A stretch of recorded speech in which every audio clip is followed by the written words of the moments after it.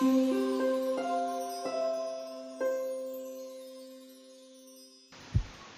friends, how are you? I am fine और मैं आशा करता हूँ आप सब भी बहुत अच्छे होंगे. Master classes in direct taxes have come up with a new series of videos.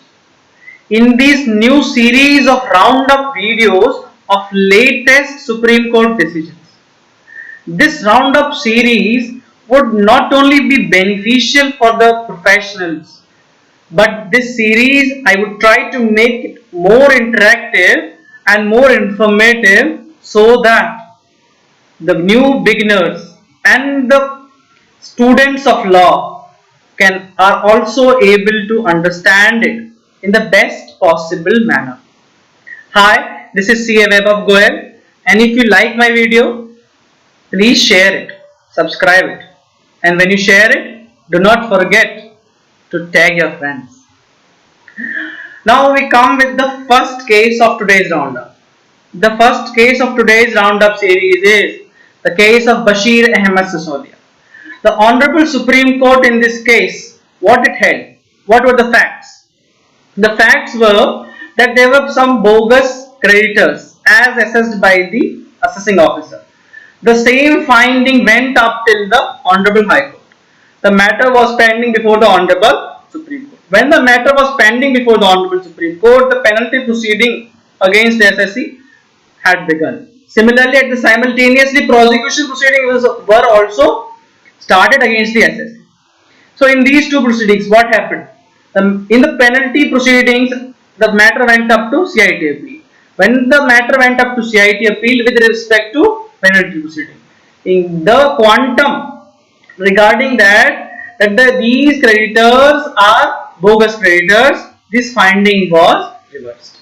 And what the finding came before the Honorable CIT appeal? The finding was that there was no concealment of income and there was no furnishing of inaccurate particulars, because what the assessee was not able to substantiate during the original proceeding at the quantum level, he was able to substantiate it during the penalty proceeding. And the prosecution, which was pending before the Honorable Chief Judicial Magistrate, he also came to the conclusion that there was no material available against the accused, because in the criminal proceedings we refer the person as accused. So no material was available. So these two findings were there. So the assessee was urging before the Honorable Supreme Court that since these two favorable findings are there, that the addition should be deleted, because the foundation, that is the finding on which this superstructure of addition has been there, has collapsed. Since the foundation is no more there, the building should itself be demolished. The Honorable Supreme Court agreed and said that this is a fit case where addition should not be made, because the finding on which the addition was justified has themselves been reversed by the Honorable CIT. Alright, so this was our first case. Now comes the second case. Our second case is Anand Social and Educational Trust. The issue before the Honorable Supreme Court was when a new trust who has not begun its activities, whether the trust is eligible for registration under section 12AA. Though the section is no more in the statute books, now the registrations are given under section 12 capital A capital B. But this decision is important because this decision interprets the word activities, and the same activity word is being imported under section 12AB. Alright, so what the Honorable Supreme Court said? The Honorable Supreme Court said that the scheme of the Act does not make a difference between an existing trust and a new trust. And when the legislature wanted that the CIT exemption, who is the designated authority to give registration, should be satisfied about the genuineness of the activities of the trust vis-a-vis the objects of the trust. When the new trust comes up for registration, what the CIT exemption has to be satisfied about? He has to satisfy himself about the proposed activity. So what the judge made law is here, that the judges interpreted the word activities to include proposed activity. So what is the requirement of the law? What is the requirement of the law is that the CIT exemption has to satisfy himself in case of a new trust about the activities proposed to be undertaken, whether they are in consonance with the objects of the trust. Now the revenue would come up that this decision is no more relevant. Why? Because now the legislature has brought in section 12 capital A capital B. This 12A-B makes a distinction between existing trust and a trust seeking registration for the first time or the new trust. So what it says, when it is a new trust or a trust seeking registration for the first time, what the CIT exemption has to do? He has to verify the objects of the trust, and the registration would be valid provisionally for a period of 3 years. And when the period of 3 is about to expire, that is before 6 months or 6 months after the commencement of the activity, the trust who has received provisional registration would have to apply for full registration. So now the revenue would contend that there is no scope. After 3 years, the assessee trust has to substantiate the activity. Now, the same words has been imported in this section as well.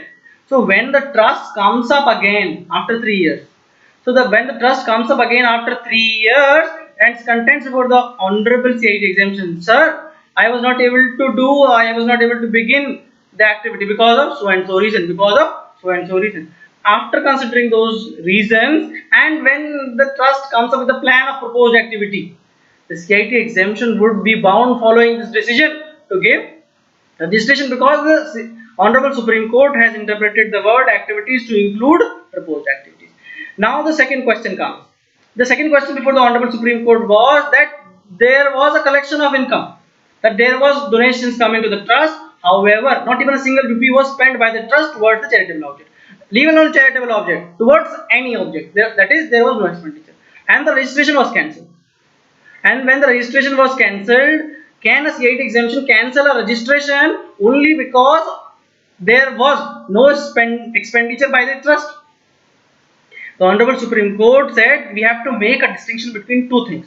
First thing, that is the utilization of the funds of the trust contrary to the objects of the trust.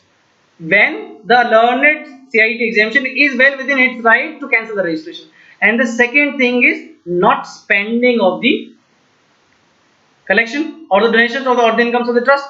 The Honorable Supreme Court said when it comes to non-spending of the income of the trust, there may be various circumstances, including the fact that there may not be a valid opportunity for the trust to spend that income. So, ipso facto, on the fact that the trust has not spent or utilized the sum, registration cannot be cancelled. What the Honorable or the learned CIT exemption has to do in this case, that he has to satisfy what were those circumstances, and only after those circumstances registration can be cancelled.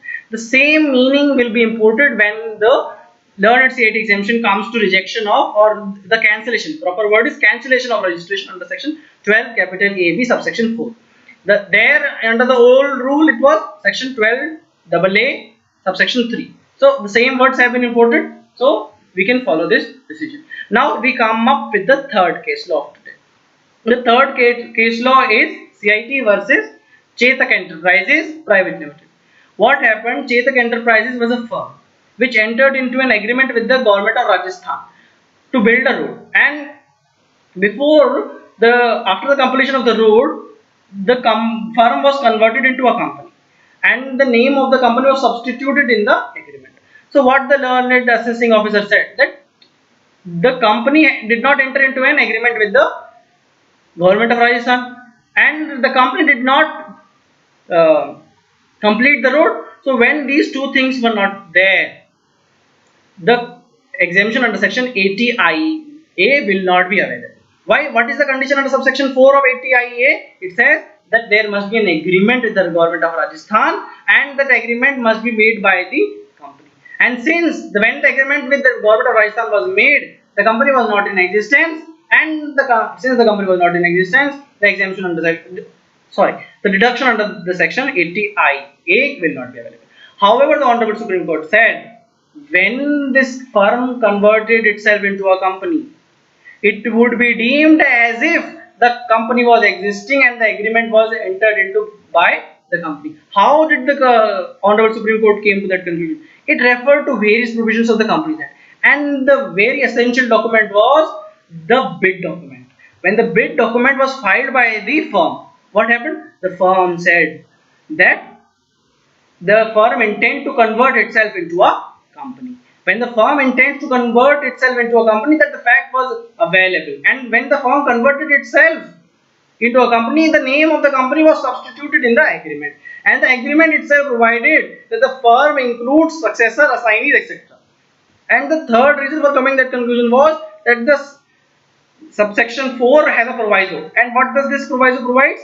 That the transferee would be available to take the benefit of section 80IA for the remaining unexpired period. So overall intention of the legislature, overall facts of the circumstances, after listening all those facts and circumstances, the Honorable Supreme Court came to this conclusion that the company is eligible, though it was not existent at the time when the agreement was made. But considering the overall facts and circumstances, deduction of 80IA is available to the company. In this video, we have discussed 3 case laws. In the next video, we shall be discussing the NDTV Limited India case, the the recent case of ACIT versus Marico, and the Maruti Suzuki Limited case. Hope you like my video. Please do share it. Waiting for you to watch my next video. Thank you.